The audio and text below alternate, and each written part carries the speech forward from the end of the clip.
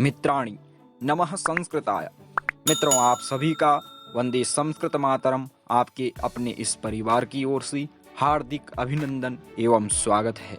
मित्रों, आप सभी जानते होंगे हमारी वेबसाइट www.sanskritexam.com आप सभी के लिए समर्पित है। तो आइए मित्रों, आज आप सभी जानते होंगे संस्कृत साहित्य के अंतर्गत जो काव्य के 6 संप्रदाय हैं, ऐसे उन 6 संप्रदायों को लेकर के उनमें जो संप्रदायों का किस प्रकार इस साहित्य की धरा में किस प्रकार उनका परावर्तन हुआ, किस प्रकार उनकी रचना हुई, उन संप्रदायों को लेकर के आज हम आप सभी के सामने समुपस्थित हैं।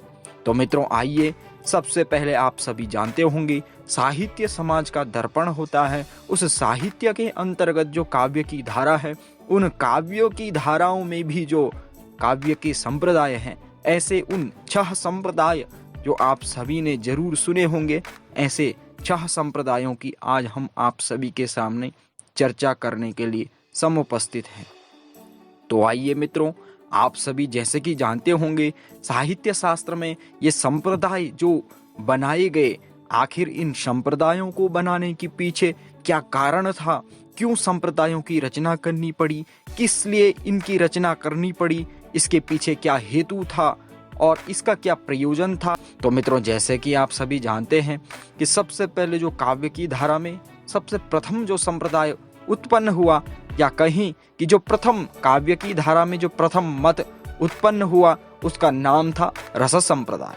मित्रों, आप सभी जानते होंगे कि यह जो रस संप्रदाय है, रस संप्रदाय के आचार्य के विषय में, अर्थात जो रस संप्रदाय के प्रवर्तक थे, जिन्होंने इस रस संप्रदाय को इस साहित्य की धराधाम में इसको प्रवर्तित किया, ऐसे आचार्य का नाम आप सभी ने जरूर सुना होगा, आचार्य भरत मुनि।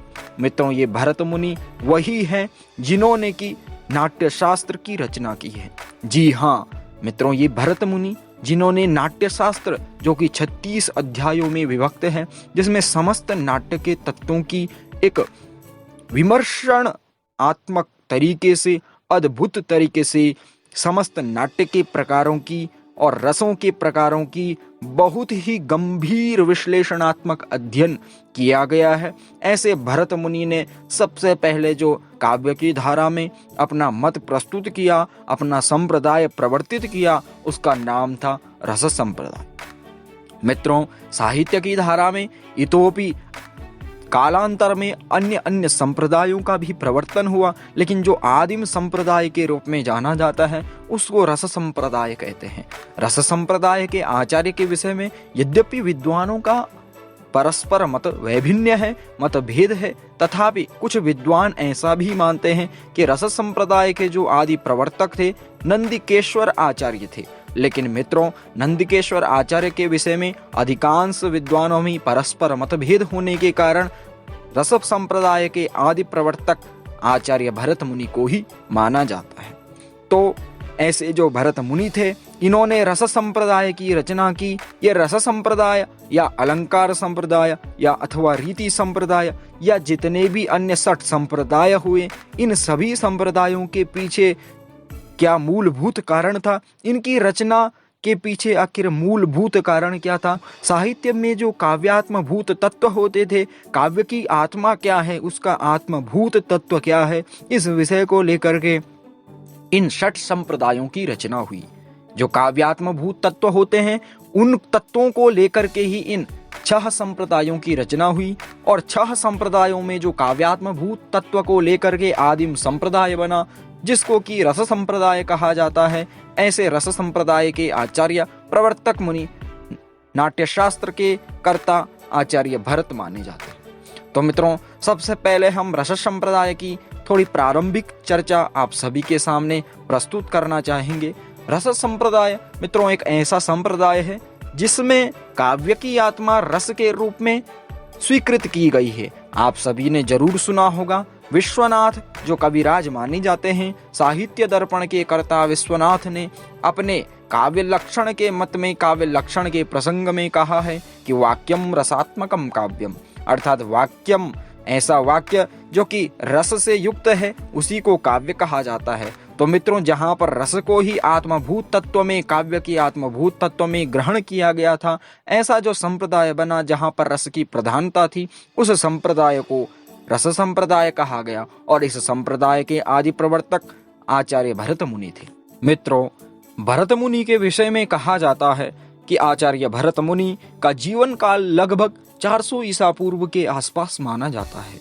और ऐसे भरत मुनि ने जो अपना अद्वितीय ग्रंथ लिखा, जिसके आधार पर रस शास्त्र की या रस संप्रदाय की प्रवर्तना की गई, रचना की गई, ऐसे भरत मुनि का जीवन काल 400 ईसा पूर्व के मध्य में माना जाता है। और ऐसे भरत मुनि ने नाट्यशास्त्र, सबसे जो आदि ग्रंथ, पुराना ग्रंथ था जो कि नाट्यशास्त्र के नाम से जाना जाता है, ऐसे ग्रंथ की रचना की। मित्रों, संगीत, नाटक और अभिनय के संपूर्ण ग्रंथ के रूप में भरत मुनि के नाट्यशास्त्र का आज भी बहुत सम्मान है। उनका मानना है कि नाट्यशास्त्र में केवल नाट्य रचना के नियमों का आकलन नहीं होता, अपितु अभिनेता, रंगमंच और प्रेक्षक, इन तीनों तत्वों की पूर्ति के साधनों का विवेचन होता है। तो मित्रों, ये भरत मुनि ने सबसे पहले 36 अध्यायों में विभक्त नाट्यशास्त्र की रचना की। इसी के आधार पर रस संप्रदाय की रचना हुई। मित्रों, यद्यपि भारतीय काव्यशास्त्र में रस सिद्धांत सबसे प्राचीन है, परंतु इसे व्यापक प्रतिष्ठा बाद में मिली। यही वजह है कि सबसे प्राचीन अलंकार सिद्धांत को माना जाने लगा। भरत मुनि 200 ईसा पूर्व अथवा 400 ईसा पूर्व के जो आचार्य हुए, रस संप्रदाय के प्रवर्तक माने गए। उन्होंने ही रस का सबसे पहले निरूपण अपने नाट्यशास्त्र में किया, इसीलिए उन्हें रस निरूपण का प्रथम व्याख्याता एवं उनके ग्रंथ नाट्यशास्त्र को रस निरूपण का प्रथम ग्रंथ माना जाता है। मित्रों, उन्होंने अपने ग्रंथ के 6वें अध्याय में रस सूत्र, 7वें में विभाव, अनुभाव और संचारी भाव तथा स्थायी भाव की व्याख्या की है। मित्रों, भरत मुनि के रस सूत्र के अनुसार विभावानुभाव व्यभिचारी संयोगाद रस निष्पत्ति ही, अर्थात विभाव, अनुभाव और व्यभिचारी भावों के संयोग से रस की निष्पत्ति होती है। निष्पत्ति शब्द को लेकर के मित्रों, यहाँ पर भरत मुनि ने रस सूत्र में जो निष्पत्ति शब्द का प्रयोग किया, इस निष्पत्ति शब्द को लेकर के शंकुक के अनुसार भरत मुनि के रस सूत्र में आयो संयोग शब्द का अर्थ अनुमान हो गया। मित्रों, इसी निष्पत्ति शब्द को लेकर के आगे अन्य आचार्यों ने अपना अपना मत दिया, जो कि विभिन्न नामों से जाने जाना लगा। आचार्य भरत मुनि ने रस के प्रसंग में विभिन्न लक्षण रस के विषय में बताई। जैसे कि भरत मुनि का कहना है, रस आस्वाद्य होता है, न कि आस्वाद होता है। मित्रों, रस आस्वाद्य भरत मुनि के अनुसार माना जाता है, अर्थात जिसको हम आस्वाद कर सकें उसे रस कहते हैं। रस अनुभूति का विषय, वह अपने में कोई अनुभूति नहीं है, रस विषयगत होता है, न कि विषयीगत। इस प्रकार से भरत मुनि ने रस के विषय में अपनी विभिन्न परिभाषाएं प्रस्तुत की। और मित्रों, आप सभी को बता दूं कि आगे चल करके इसी रस विषय को लेकर के रस सूत्र के व्याख्याता आचार्य, उनके सिद्धांत और दार्शनिक मतों का प्रावर्तन हुआ। मित्रों, रस के 4 प्रमुख व्याख्याकार माने जाते हैं: भट्ट लोलट, भट्ट शंकुक, भट्ट नायक और अभिनव गुप्त। इन 4 विद्वानों ने, 4 आचार्यों ने, 4 व्याख्याकारों ने रस सिद्धांत पर व्यापक रूप से अपना मत प्रस्तुत किया। भरत के सूत्र का सर्वप्रथम व्याख्याता जो विद्वान था, उसका नाम भट्ट लोलट था। भट्ट लोलट एक ऐसे विद्वान थे जो कि मीमांसा दर्शन से संबद्ध थे। मित्रों, भट्ट लोलट ने जो रस की व्याख्या की, वह उत्पत्तिवाद के नाम से संस्कृत साहित्य जगत में प्रसिद्ध हुई। और ये भट्ट लोलट, इन्होंने रस का भोक्ता वास्तविक रामादि एवं नट को माना है, रस की स्थिति को मूल पात्रों में माना है। ऐसे भट्ट लोलट का मीमांसा दर्शन से संबंध होने के कारण उत्पत्तिवाद संस्कृत रस संप्रदाय में अत्यंत प्रसिद्ध है। तत्पश्चात भट्ट शंकुक एक आचार्य हुए, जिन्होंने रस की व्याख्या अपने अनुसार प्रस्तुत की। भट्ट शंकुक इन आचार्य ने न्याय दर्शन से संबद्ध होकर के अनुमितिवाद की स्थापना की, अर्थात जो भरत मुनि का जो नाट्य सूत्र रस सूत्र था, उस रस सूत्र को आधार मान करके उस रस सूत्र पर जो निष्पत्ति शब्द का प्रयोग हुआ था, उस निष्पत्ति शब्द को लेकर के भट्ट शंकुक ने अनुमितिवाद की स्थापना की। और ये भट्ट शंकुक आचार्य न्याय दर्शन से संबद्ध थे। मित्रों, आगे चल करके भट्ट नायक एक बड़े विद्वान हुए और ऐसे महान विद्वान भट्ट नायक ने सांख्य दर्शन से संबद्ध होकर के भुक्तिवाद की स्थापना की। और कहा जाता है कि भट्ट नायक ने सर्वप्रथम रस को ब्रह्मानंद का सहोदर माना। इस प्रकार से 4 वादों की स्थापना हुई और जो अंतिम वाद इन 4 वादों में से था वह अभिनव गुप्त आचार्य का सबसे प्रसिद्ध अभिव्यक्तिवाद हुआ। मित्रों, अभिनव गुप्त के द्वारा शैव दर्शन से संबद्ध यह अभिव्यक्तिवाद सबसे ही प्रसिद्ध एवं व्यंजक माना जाता है। इस प्रकार से रस संप्रदाय के अंतर्गत रस में आए हुए निष्पत्ति शब्द का प्रयोग, निष्पत्ति शब्द की व्याख्या 4 विद्वानों ने अपने अपने अनुसार प्रस्तुत की।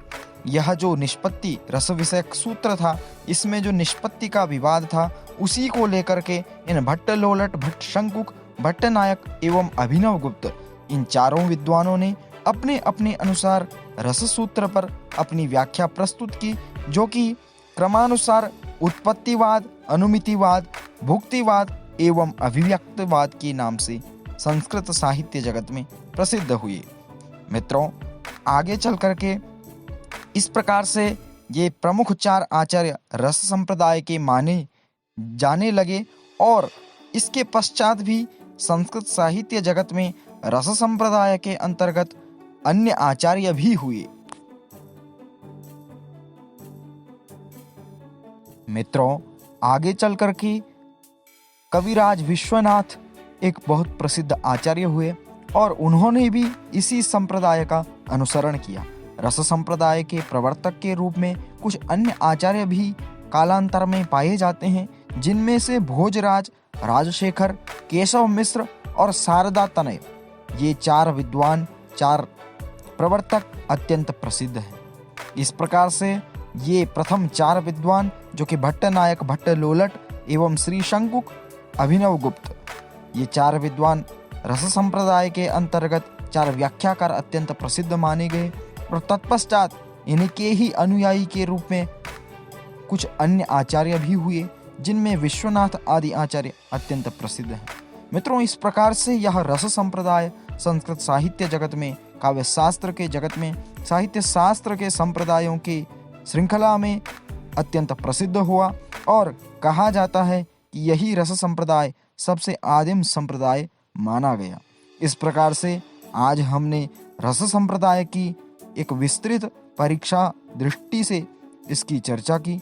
आप सभी को यह अत्यंत अच्छा लगा होगा और आप सभी ने इसका भरपूर लाभ लिया होगा। आप सभी को बहुत बहुत धन्यवाद।